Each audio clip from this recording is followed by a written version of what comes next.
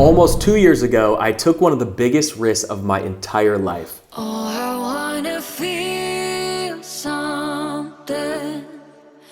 I just wanna breathe again. Dive into the deep. I sold everything I owned, told my family and friends goodbye, and started a new chapter in Europe, Portugal to be exact. Damn it. This is how I see the US after living in Europe for almost 2 years. And let's just say it changed me, but not in the way I thought it would.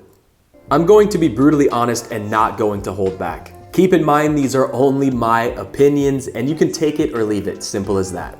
Ever since the first time I had visited Europe back in 2011, I knew that I wanted to move here at some point, gain some new perspective and introduce a new culture into my life.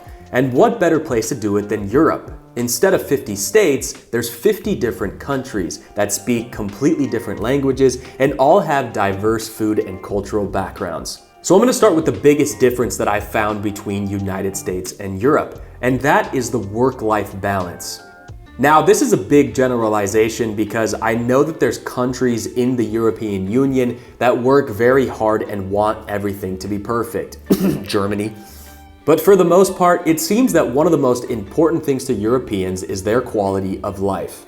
There is this generalization that a lot of Europeans don't work as hard as Americans, and I don't think that's completely true. Many cafes and restaurants in Europe have the same owner from the start to finish. They never retire, they do the same thing with very exceptional quality until the day they die. And this isn't something that happens too often in the United States. This is one of the reasons that I think in Europe, the food quality generally tends to be a bit better, even the fast food. The European fast food tends to still have fresh ingredients if they aren't the franchises from America like McDonald's. You can't compete with a restaurant whose owner has been cooking the same dishes for 50 plus years. And it's pretty obvious when I speak to friends and family back in the United States that they kind of have this rushed agenda where they're trying to get as much done as they can throughout the day. And this was me included when I lived in the United States and I was working 12-hour days, sometimes 6 days a week. But I was missing out on some of the most important things like stopping and really listening to my friends and family. And I think that this is one of the most important things to most Europeans. I think this idea in the United States of having these big achievements and never being forgotten is something that's really important. However, in Europe, they have the right to be forgotten. There is actually a law in Europe that is the right to be forgotten. Now, this is a foreign concept that I don't think Americans think about a lot. In Europe, if you've had an imperfect past, the European Union allows you to move past that. And this also means that in Europe, people have the right to have their personal data erased. Once the personal data is no longer necessary to the organization collecting it. While in the US, forcing removal of articles on the internet is impermissible under the First Amendment. Now, after living in Europe for almost 2 years, I have come to the conclusion that the United States is currently in a state of toxic extremism. It's not very common in Europe to hear people arguing about politics, blaming unrelated issues on opposing political parties or specific politicians. It's just something you don't really hear that often. Now, that doesn't mean that Europeans aren't political. However, you don't see it tearing apart families based on the president or prime minister that they voted for. When I go to family gatherings in Portugal, rarely does politics ever come up.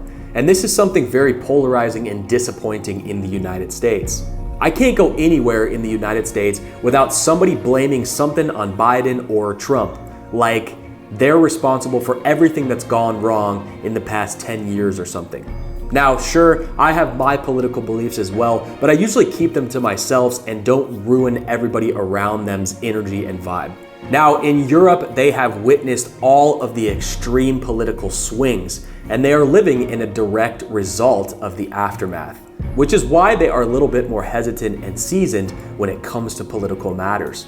If you come from a place in the United States like Detroit or Flint, Michigan like I do, then safety is a night and day difference here in Europe.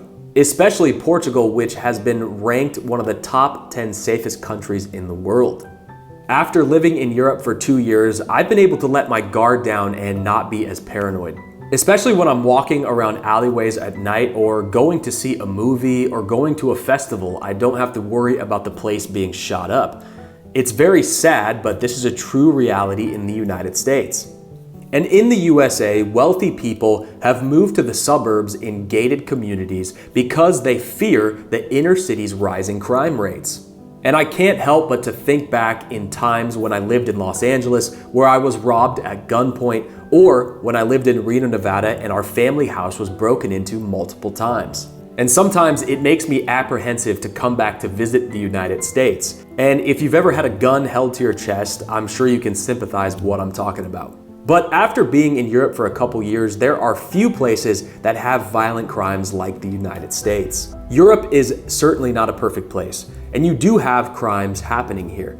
However, nowhere near the scale of the violent and gun crimes happening in the United States. A place where you can be attacked in the streets for your beliefs. And that concept to most Europeans is completely foreign. Now, I know that prejudice exists here in Europe. However, I have never heard an ethnic or racial slur ever yelled on the streets like I have in the United States. And that should say a lot. All right, now let's talk about the food.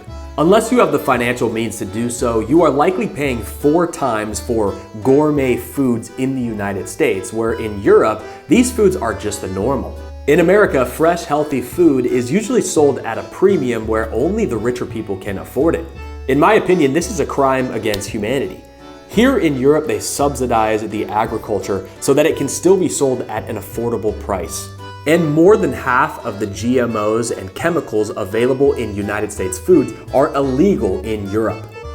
Typically in Europe, teenagers speak multiple different languages. They're well versed in fine arts and music. And they understand world geography. Generally just much more cultured than what I see typically in the United States.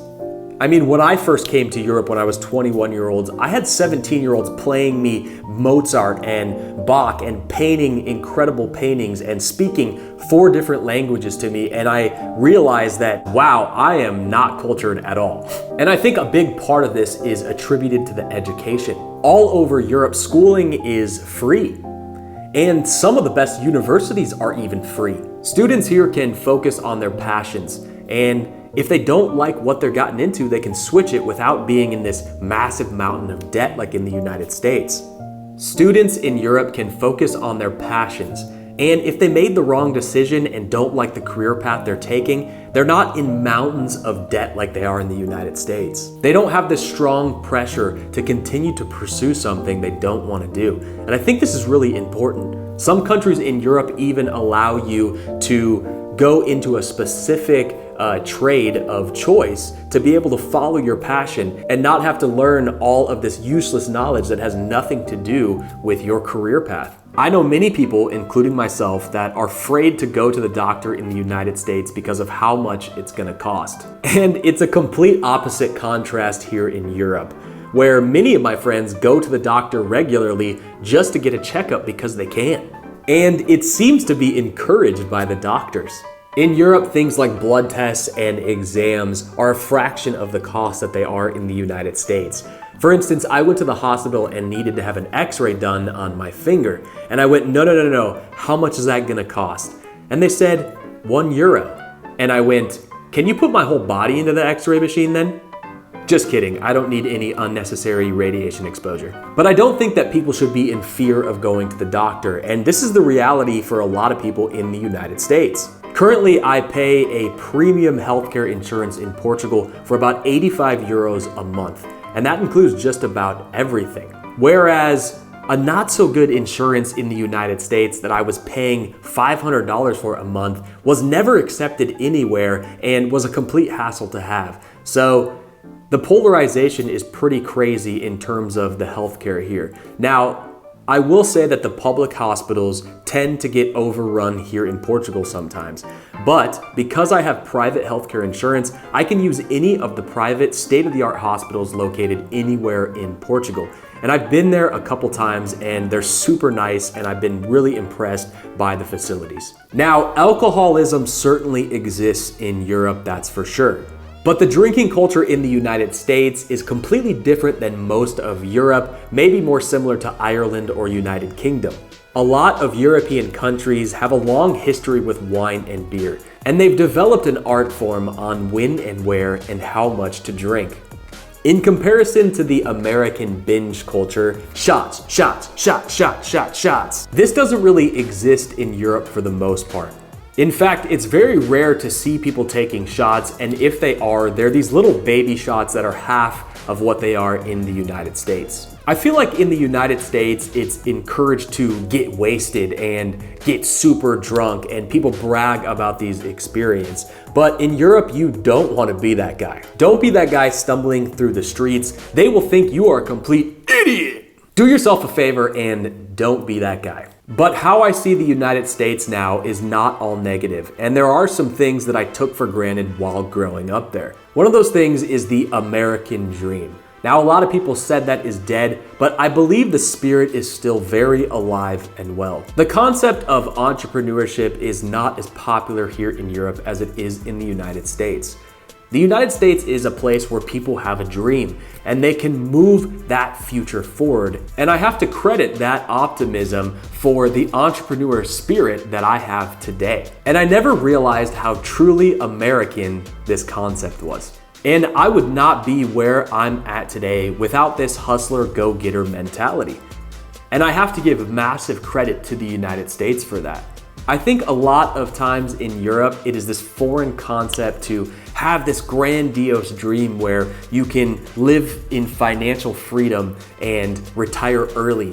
But I believe Americans have the spirit of working very, very, very hard to be able to retire and enjoy, a certain amount of your life.